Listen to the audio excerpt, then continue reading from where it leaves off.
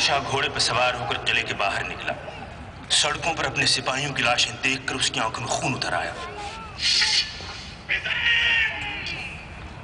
جب تک میری تلوار میں آپ سے وار ہے تب تک اس بدبخت شہر میں کسی کو زندہ نہ چھوڑا جائے گا۔ بوڑھے بچے مرد عورت سب کے سر اتار دو، جو سامنے آئے قتل کر دو۔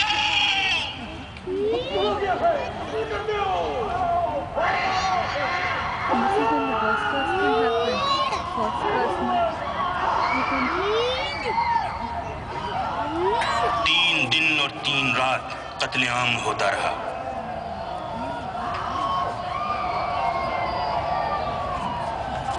سب دیکھ کے آ رہا، سینکڑوں ہزاروں لوگ موت کے گھاٹ اتار دیے گئے۔ دلی کے گلی کوچوں میں خون پانی کی طرح بہہ رہا ہے۔ کریں کیا؟ کر کیا سکتے ہیں؟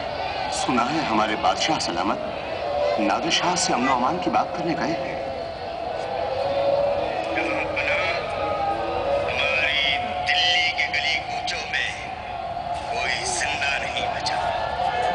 اگر آپ کی تلوار کی پیاس نہیں بجھتی تو مردوں میں جان ڈال کر پھر انہیں قتل کر دیجیے، شاید پیاس بچ جائے۔ اس شہر کو گستاخی کی سزا مل چکی ہے، قتل عام کل کیا جائے۔ نادر شاہ 3 مہینے تک لال قلعے کے سینے پر سوار رہا۔ جب وہ گیا تو دلی کا سہاگ اجڑ چکا تھا۔ 1000 ہاتھیوں، 7000 گھوڑوں اور 10,000 اونٹوں پر لوٹ کا مال لدا ہوا تھا۔ اس میں کوہ نور بھی تھا اور تخت طاؤس بھی۔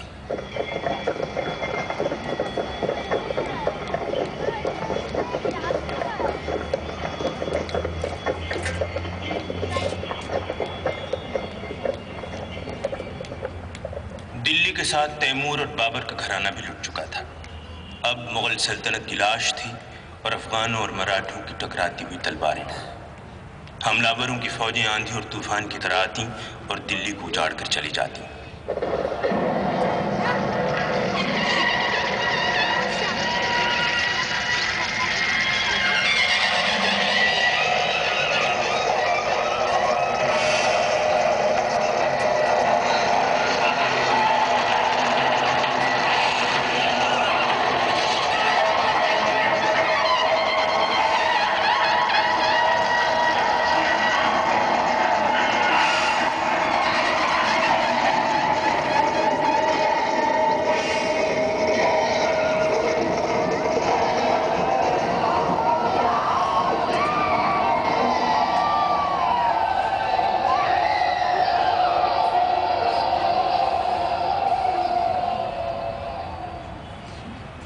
میں تو وقت کی آواز ہوں، میرے لیے سب برابر ہے۔ لیکن بربادی کا زمانہ ایک اردو شاعر نے دیکھا تھا، میر تقی میر، دلی کا عاشق، دلی کا دیوانہ۔ ہاں، ہم رہنے والے ہیں اسی اجڑے دیا کے۔ دیوانے خاص میں تخت طاؤس کی جگہ اب ایک لکڑی کا تخت رکھا ہے جس پر معمولی رنگ کے پھول بوٹے بنا دیے گئے ہیں۔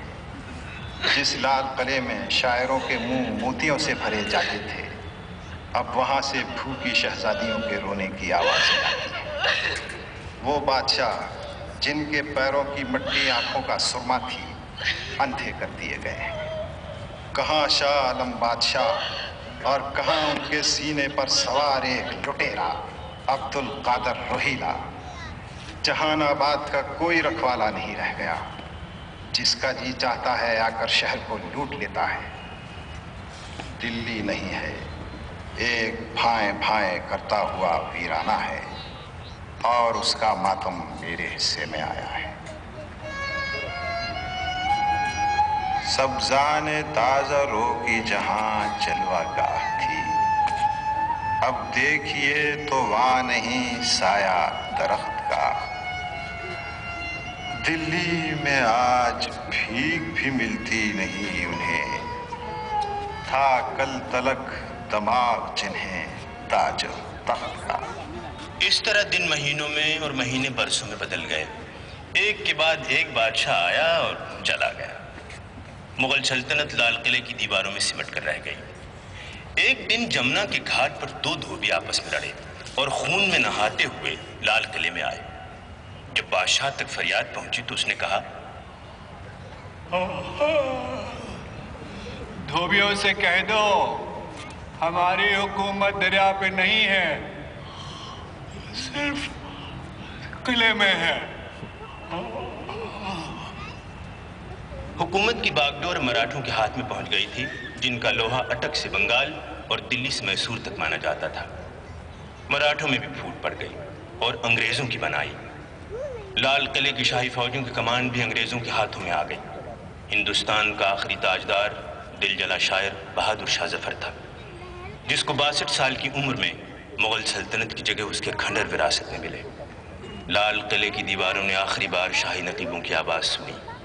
با ادب، با ملاحظہ، ہوشیار، فروغ خاندان عالی جان گرگانی، چراغ دودھ مان، نشان صاحب پیرانی، گوہر آسمانی، مہر منور، سراج الدین محمد ابو ظفر، بہادر شاہ ثانی۔ مایوسی اور پستھمتی کے اندھیرے میں ڈوبنے سے پہلے چراغ کی لو اور بھڑک اٹھتی ہے۔ بہادر شاہ ظفر کے پاس نہ تو دنیا کی دولت تھی اور نہ شہنشاہی، مگر ان کا دربار اردو شاعروں کے انمول رتنوں سے جگمگا رہا تھا۔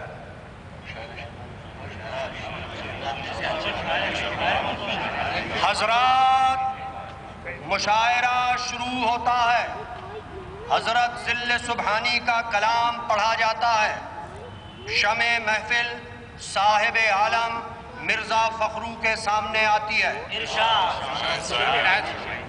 صاحبو، حضرت پیر و مرشد تشریف نہ لا سکی، میں بادشاہ سلامت کی غزل پیش کرنے کا شرف حاصل کرتا ہوں۔ ادب سے سنیے۔ نہیں عشق میں اس کا تو رنج ہمیں کہ قرار و شکیب ذرا نہ رہا، غم عشق تو اپنا رفیق رہا، کوئی اور بلا سے رہا نہ ظفر آدمی اس کو نہ جانیے گا، ہو وہ کتنا ہی صاحب فہم و ذکا، جسے عیش میں یاد خدا نہ رہی، جسے تیش میں خوف خدا نہ کیا زبان ہے، بیان ہے۔ صاحبو، اب شمع حضرت تشنا کے سامنے آتی ہے۔ آنکھ پڑتی ہے کہیں پاؤں کہیں پڑتا ہے، سب کی ہے تم کو خبر، اپنی خبر کچھ شمع بھی گل بھی ہے، بلبل بھی ہے، پروانہ بھی، رات کی رات یہ سب کچھ ہے، سحر کچھ بھی نہیں۔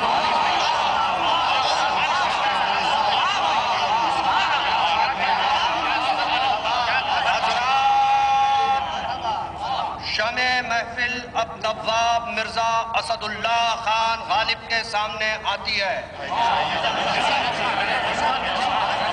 ارشاد فرمائیے مرزا ماشا۔ صاحبو، میں بھی اپنی بھیرویں علاقتا ہوں۔ عنایت فرمائیے۔ دل ناداں تجھے ہوا کیا ہے، آخر اس درد کی دوا کیا ہے؟